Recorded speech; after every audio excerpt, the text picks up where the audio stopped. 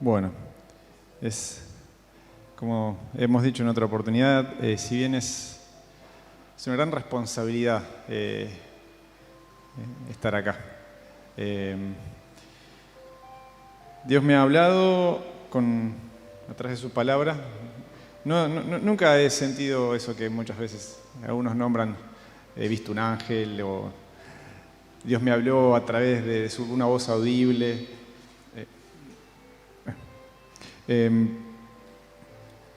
Y hoy quería hablarles de un personaje que muchas veces no se habla. Yo creo que queda opacado por toda la situación, y quiero hablarles sobre José. Pero no José, el hijo de Jacob, el padre terrenal de nuestro Mesías. No sé si me pueden disparar la presentación, porque no es esa.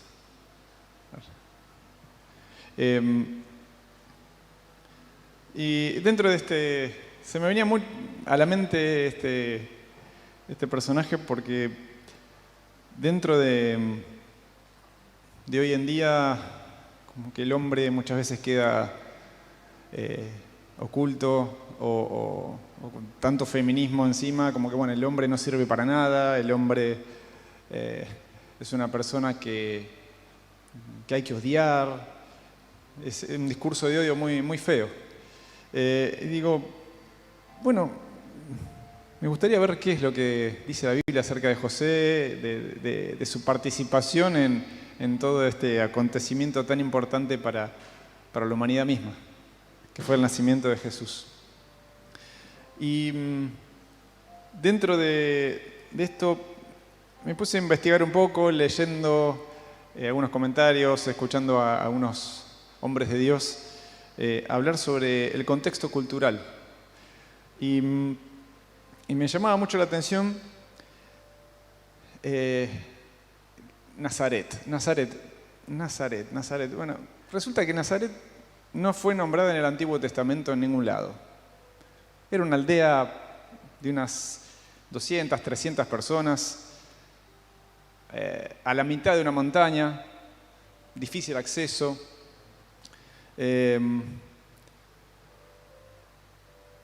Estaba puesta a la mitad de la montaña porque ahí había una fuente de agua, ¿sí? Digamos, en aquella época era importante contar con agua, no tenían agua de red, se imaginarán. Entonces, donde había una fuente de agua, había una pequeña aldea. Pero esta fuente de agua en verano se convertía en un pequeño hilo. Entonces, se imaginarán la higiene en esa época también, donde los baños por inmersión no existían, por lo menos en esa aldea, ¿no? Estaban dentro de una ruta comercial cercana que unían Oriente con Occidente, una ruta importante, donde iban de Mesopotamia a Egipto, de Fenicia a Damasco, pero Nazaret no participaba de esa parte económica importante. Se los conocía, ahí me agendé algo, se decía que eran conocidos por su espíritu independiente, ¿sí? No participaban en esas partes. Tenían al menos 10 personas de importancia, y por eso había una sinagoga en Nazaret. Y es algo que aprendí, que yo no sabía. Una sinagoga es un lugar donde se enseña la ley y los profetas. No era un templo. El templo estaba en Jerusalén, y ahí se iba una vez al año para Pascua a celebrar la Pascua, a adorar ahí. Era el contexto de ese momento con el pueblo de Israel. Y las casas de piso de tierra, techos de paja. Imagínense un lugar bastante pobre. No sé si ustedes han ido alguna vez a un lugar alejado, donde no hay, sin lujos, sin sin comodidades. Y ahí me bajé una ilustración de lo que sería más o menos la época. Imagínense un desierto, una pequeña aldea en medio. Y me parecía importante, bueno, esto es en el siglo XX, ¿sí? Y hoy en día, bueno, se imaginarán, creció un poquito en 2000 años, ¿no? Y me parecía lindo poder ver esta imagen,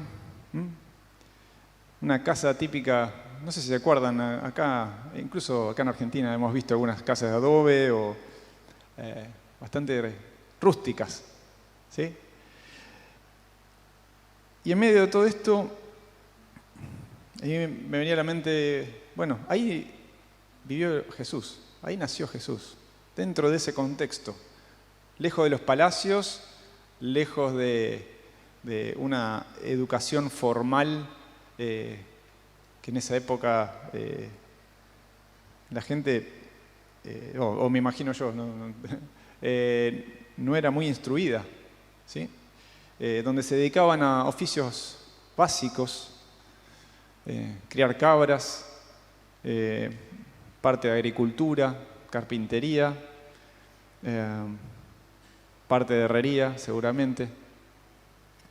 Y dentro de todo esto hay algo importante que también quería comentar sobre el contexto cultural, acerca del compromiso.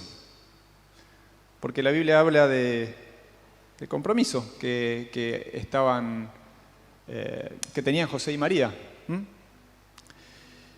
El compromiso era una situación legal, ¿sí? Se hacía entre testigos, la comunidad y las autoridades religiosas.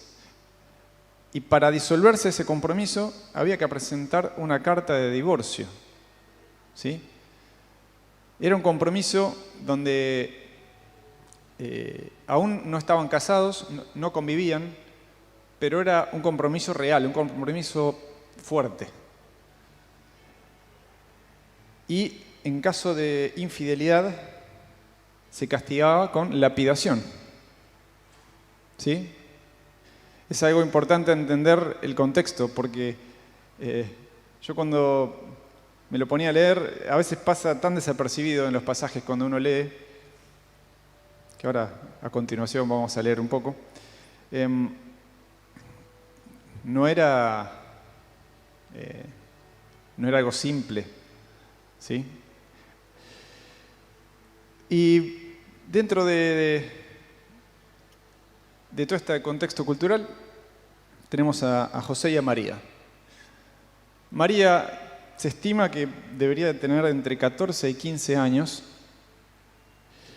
y se cree, porque en esa época tampoco se festejaban los cumpleaños, se estimaba las edades por las habilidades, ¿sí? Por ejemplo, bueno, Roberto está en la edad de criar las cabras, ¿sí? O Marcelo puede tomar el arado ya, ¿sí? Ya puede estar con los bueyes. Pero era por las habilidades, no por la edad física, ¿no? Como hoy en día que uno, todos los años se va festejando, algunos ya no queremos cumplir más, otros quieren ya ser un poquito más grandes, o algunos cumplen para atrás, no sé si les pasó. Otra vez cumple. Bueno, y quería pasar a que podemos leer Lucas 1, 26 al 35, que dice: cuando Elizabeth estaba en su 6º mes de embarazo, Dios envió al ángel Gabriel a Nazaret, una aldea de Galilea, a una virgen llamada María. Ella estaba comprometida para casarse con un hombre llamado José, descendiente del rey David. Gabriel se le apareció, dijo: saludos, mujer muy favorecida, el Señor está contigo. Confusa y perturbada, María trató de pensar lo que el ángel le quería decir. No tengas miedo, María, le dijo el ángel, porque has hallado el favor de Dios. Concebirás y darás a luz un hijo, y pondrás por nombre Jesús. Él será muy grande y lo llamarán Hijo del Altísimo. El Señor le dará el trono de su antepasado David y reinará sobre Israel para siempre. Su reino no tendrá fin. ¿Pero cómo sucederá esto?, le preguntó María al ángel. Soy virgen. El ángel le contestó, el Espíritu Santo vendrá sobre ti y el poder del Altísimo te cubrirá con su sombra. Por lo tanto, el bebé que nacerá será santo y será llamado Hijo de Dios. Lo curioso de este pasaje es que en Lucas a José no se lo nombra, pero era importante conocer lo que pasó aquí con María. Y en Mateo 1:18 al 25 dice, este es el relato de cómo nació Jesús el Mesías. Su madre, María, estaba comprometida para casarse con José, pero antes de que la boda se realizara, mientras todavía era virgen, quedó embarazada mediante el poder del Espíritu Santo. José, su prometido, era un hombre justo y no quiso avergonzarla en público. Por lo tanto, decidió romper el compromiso en privado. Mientras consideraba esa posibilidad, el ángel del Señor se le apareció en un sueño. José, hijo de David, le dijo el ángel, no tengas miedo de recibir a María por esposa, porque el niño que lleva dentro de ella fue concebido por el Espíritu Santo. Y tendrá un hijo y lo llamará Jesús, porque él salvará a su pueblo de sus pecados. Todo esto sucedió para que se cumpliera el mensaje del Señor a través de su profeta.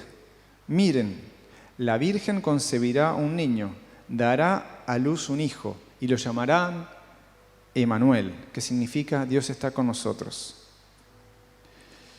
Cuando José despertó, hizo como el ángel del Señor le había ordenado y recibió a María por esposa, pero no tuvo relaciones sexuales con ella hasta que nació su hijo, y José le puso por nombre Jesús.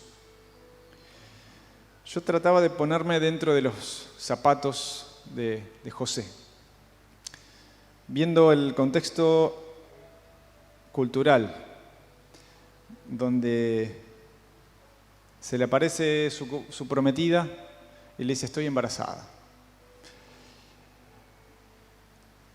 Y José, yo no fui. Entonces, si yo no fui, algo acá pasó y yo no estoy seguro de lo que pasa acá.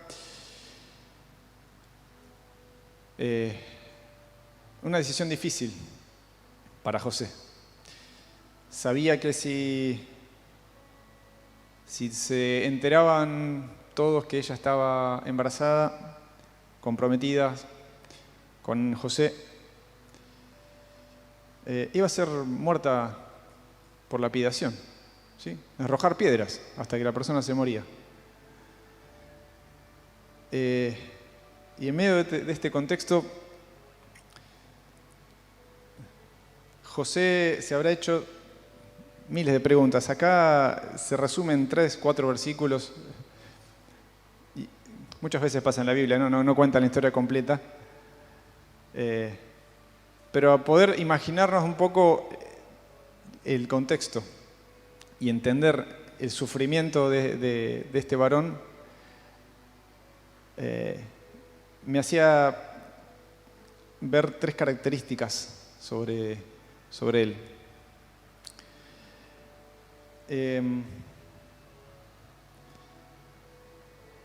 Y me gustaría hacer un perfil sobre José, no vamos a hacer un estudio muy profundo, pero quería comentarle 3 cosas: que era justo, obediente y pobre. Bueno, después vamos a ver sobre pobreza, no quiero hacer referencia a pobreza económica, sino a limitaciones que podía llegar a tener.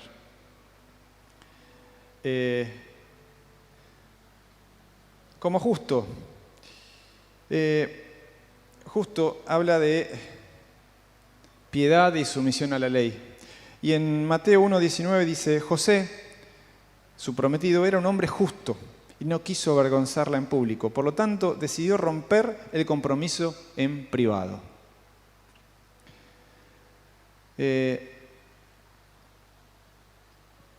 Perplejo ante la situación que le presentaba María, iba a ser algo muy evidente como para negar de que había pasado algo. Después de unos meses, seguramente María se le iba a ver la panza, él todavía no estaba casado, iba a ser un poco complicado. Entonces no se podía negar eso, iba a pasar. Acá la Biblia dice, era un hombre justo. Y como hombre justo, inclinado a misericordia. Una persona dispuesta a perdonar como quien ha sido perdonado. Lo que hizo fue hacerlo en privado, o sea, no abiertamente a todo el público, miren la pecadora, vamos a tirarle piedras porque me engañó. Él de alguna manera la conocía a María, sabía quién era. Si bien no entendía, la verdad que no entendía nada, sinceramente, ¿no? Porque, que el Espíritu Santo le haya creado un ser dentro de la esposa, hasta hoy en día nos parece una locura. O sea, pero nosotros tenemos fe y sabemos de quién viene esto.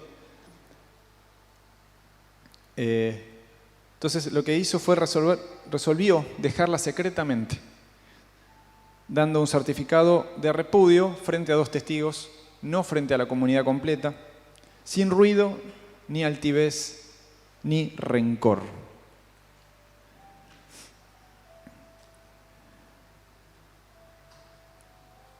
Dentro de esto que estamos viendo de José como justo, Dios lo usó a José, ¿cierto? El padre del Mesías, el que le enseñó el oficio, el que le enseñó a tener temor de Dios, le enseñó a ir a adorar año a año al templo. Y dentro de todo esto Dios le dijo, lo eligió a él, ¿sí? No solamente eligió a María, sino que a él también lo eligió. Y quería decirles que Dios premia la integridad. Él como hombre justo, Dios lo usó.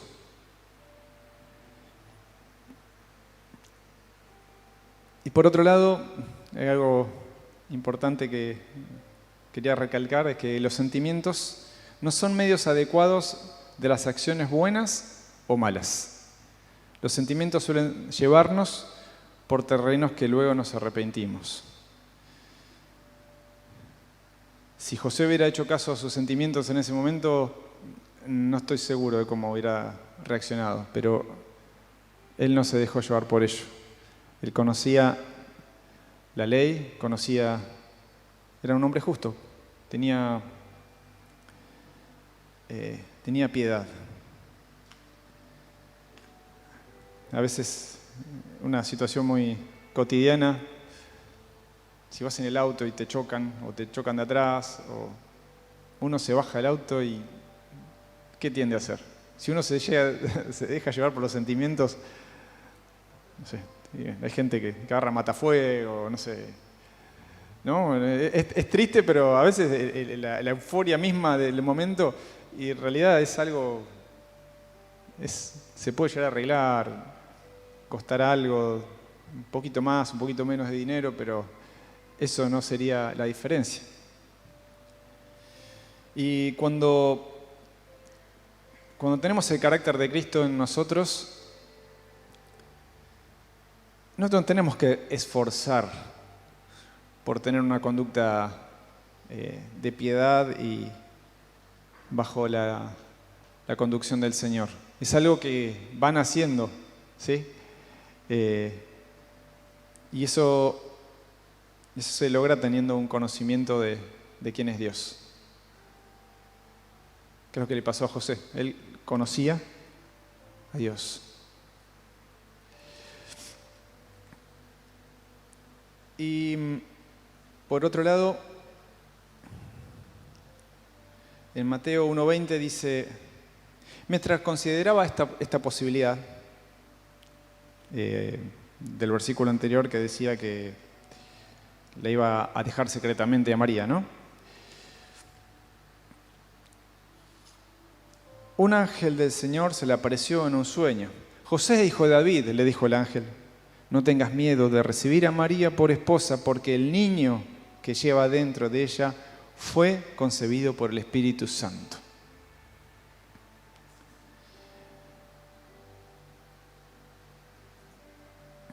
Y acá hay un punto interesante en cuanto a la obediencia. Busqué en el diccionario y obediente es cumplir la voluntad de quien manda. Y ahí podemos ver algo muy importante, que dice que cuando José reflexionó bastante y se llegó a un punto muerto en la resolución, es cuando Dios se le apareció en la ayuda. ¿Sí? No es que fue mágico el tema de que Dios le mostró qué era lo que iba a pasar, no. No dice la Biblia cuánto tiempo pasó desde que María le contó a José lo que había pasado. No sabemos cuánto tiempo deliberó José, pero yo creo que estuvo maquinando bastante, estuvo preocupándose, viendo a ver cuál era la mejor solución, habrá hecho pros y contras, habrá habido no sé si ustedes hacen para resolver problemas, bueno, a ver cuáles son los pros, cuáles son los contras, a ver si hago esto, qué va a pasar, si hago esto. Bueno, deliberó, pensó. Y hay una frase muy esclarecedora de Matthew Henry que dice, Dios guía a quienes usan sus facultades racionales y reflexionan correctamente, no a quienes esperan de arriba una solución a un problema en el que no se ha tomado el trabajo de reflexionar. Se los voy a leer otra vez. Dios guía a quienes usan sus facultades racionales y reflexionan correctamente, no a quienes esperan de arriba una solución a un problema en el que no se han tomado el trabajo de reflexionar. Entonces ahí vemos cuando José pensó, y ya tenía esa resolución de decir, bueno, listo, ya sé, es la mejor opción es esta. Ir con una carta de repudio, en silencio, con poquitos testigos. Y Dios se le aparece y le dijo, quédate tranquilo, no tengas miedo. No tengas miedo. Y ahí le mostró, Señor, Dios le habló a través de un sueño. Y en ese momento, ¿qué hizo?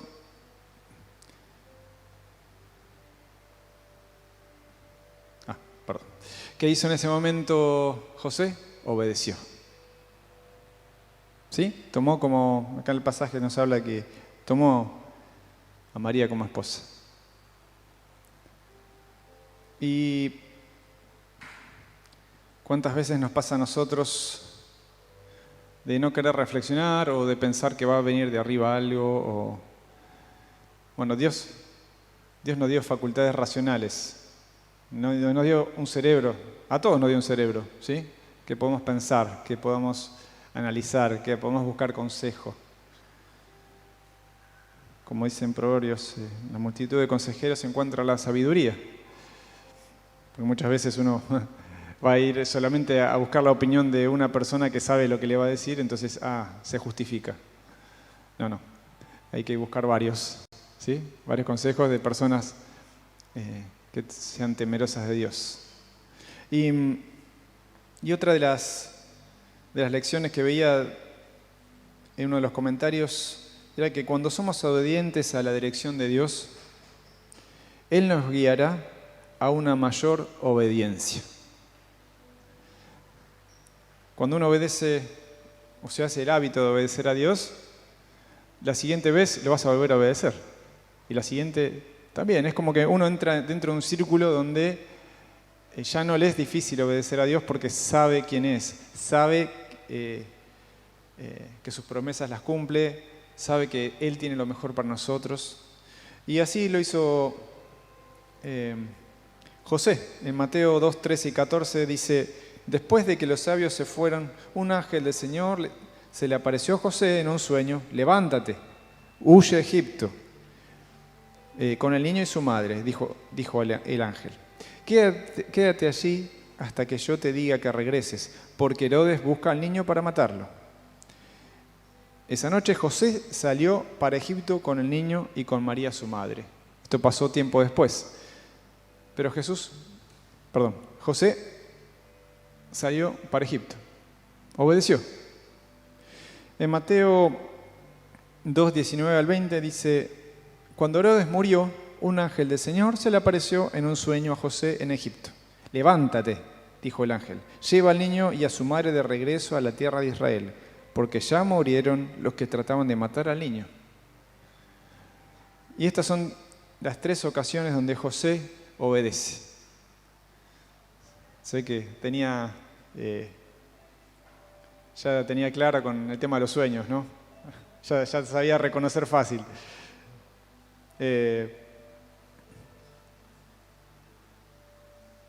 Y todo esto, otra vez lo mismo, ¿no?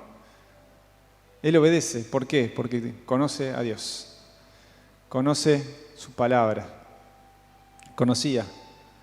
Tenía temor de Dios.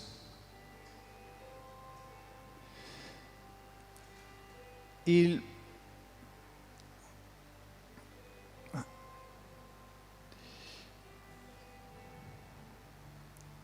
en Lucas 2:24 habla de que ellos eran pobres, ¿sí? José y María eran pobres. Y dice: así que ellos ofrecieron el sacrificio requerido en la ley del Señor, que consistía en un par de tórtolas o 2 pichones de paloma. Sí, en esa época, según lo que estaba establecido en la ley, luego de cumplido los, si mal no recuerdo, 8 días, tenían que ir a presentar el sacrificio. Y en Levíticos, ahí nos habla de que, Levíticos 12:8 dice: si a la mujer no le alcanza para comprar un cordero, deberá llevar un par de tórtolas o 2 pichones de paloma. O sea, no sé si... me imagino, ¿no? Entre 2 pichoncitos de paloma y un cordero, debe haber una diferencia de precio importante. Esto era lo que la Biblia nos dice que eran pobres, ¿sí? Era claro que eran pobres. Pero bueno, como yo les decía antes, yo no me quiero centrar solamente en la pobreza económica, sino en las limitaciones. En las limitaciones, en este caso económicas, en las limitaciones de vivir en una aldea lejana de Jerusalén, de vivir en un lugar donde todo se ahorraba, ¿sí? Ahí, a veces uno está acostumbrado al derroche, como a veces nos pasa acá en la ciudad, pero el hecho del agua, de haber falta de agua, de que si usabas para lavar algo, esa agua la utilizabas para regar, para riego de las plantitas, que después te ibas a comer. O si sobraba algo de comida, se lo ibas a dar a tus animales. A diferencia de un palacio, de un real, que era fiestas, ¿no? Lujos. Era muy distinto. Y ahí, en todo esto, José no cuestionó, no se preguntó. La Biblia no lo dice que haya cuestionado, sino que obedeció. Pero podría haberse preguntado: ¿por qué yo? Una aldea que no tiene importancia.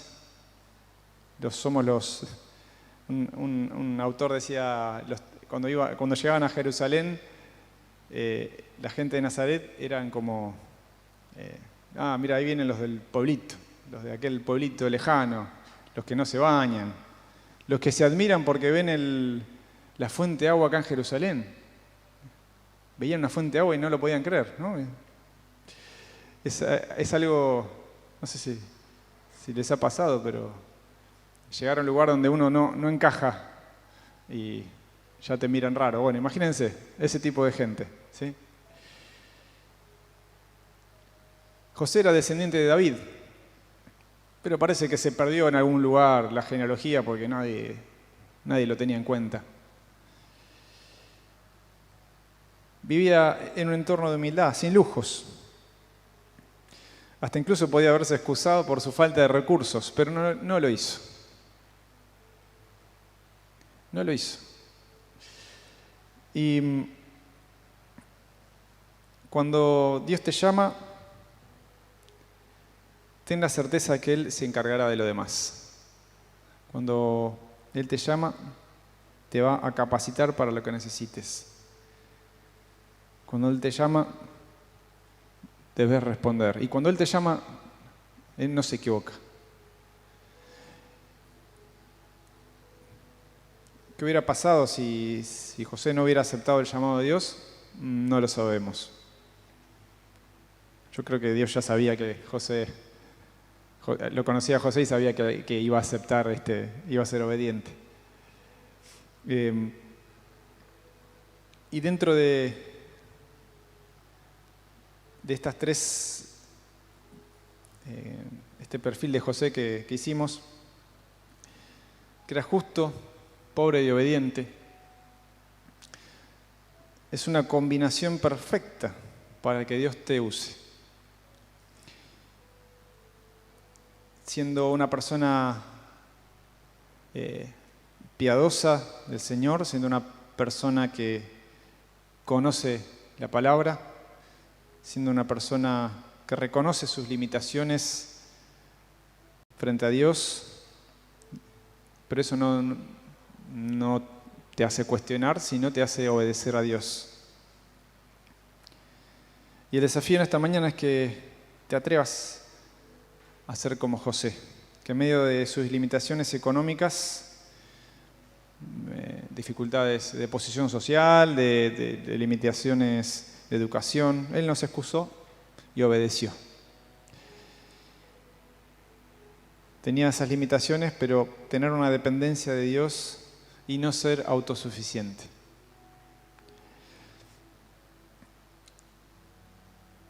Y dentro de su carácter de persona justa, no impulsiva, lo llevó a meditar a una solución probable donde sería sin ruido ni altivez, con un corazón perdonador,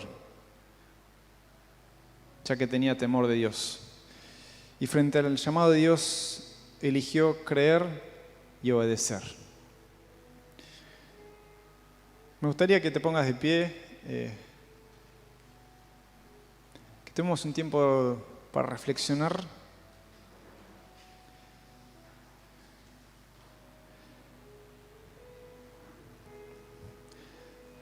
Que puedas cerrar tus ojos, empezar a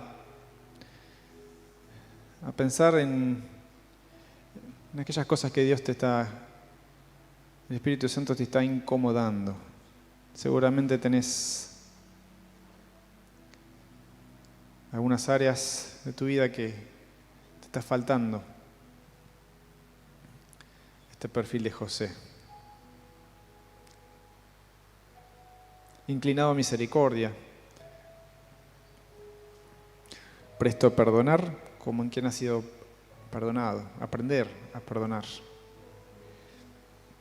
Pasando más tiempo en su palabra para ser más y más como el carácter de Jesús. Siendo reflexivo, no dejando que los sentimientos te permitan tomar decisiones que después te vas a arrepentir.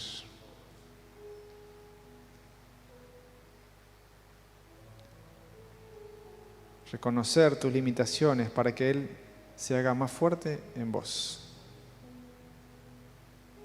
Y obedecer a su voz cuando te hable. Pero primordialmente pasar tiempo en su presencia, en oración y lectura de su palabra. Conocer quién es Dios. Reconocerlo.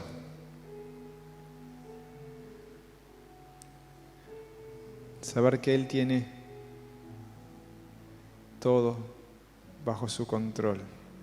Entender que si Él te llama, Él se va a encargar de lo demás.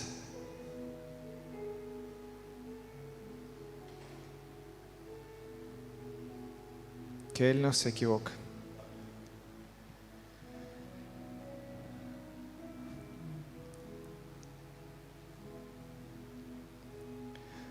Señor, te damos gracias por este tiempo, por tu palabra. Gracias por lo que has hecho a través del nacimiento milagroso de Jesús. Gracias porque cumples tus promesas. Señor, y en especial quiero pedirte por aquellas personas que estamos, Señor, que nos estás incomodando, Señor, para que podamos reflexionar, cambiar, Señor, aquellas cosas que no están de acuerdo al carácter de Cristo. Señor, te dejamos en tus manos, Señor, nuestras vidas, para que vos obres, para que vos, Señor, nos hables, nos uses, Señor. Nos uses, Señor. Ayúdanos, Señor. Ayúdanos a ser justos, obedientes delante de ti, Señor. Delante de tu presencia, Señor. Tú conoces cada una de nuestras situaciones, cada una de nuestros anhelos, nuestras peticiones, nuestras circunstancias. A veces no tan drásticas como las que tuvo que vivir José y María, Señor, pero tú tienes un plan, Señor. Ayúdanos a ser obedientes y a escuchar lo que vos nos querés decir. Oh, Señor, empieza a abrir nuestras mentes, Señor, nuestros corazones, quitando toda incredulidad, Señor, quitando toda falta de fe, todo egoísmo, Señor. Empieza a obrar todas aquellas cosas que el enemigo ha traído a nuestras vidas, mintiéndonos. Señor, nos ponemos delante de tu presencia en esta mañana, Señor, para que vos obres. Para que vos obres, Señor.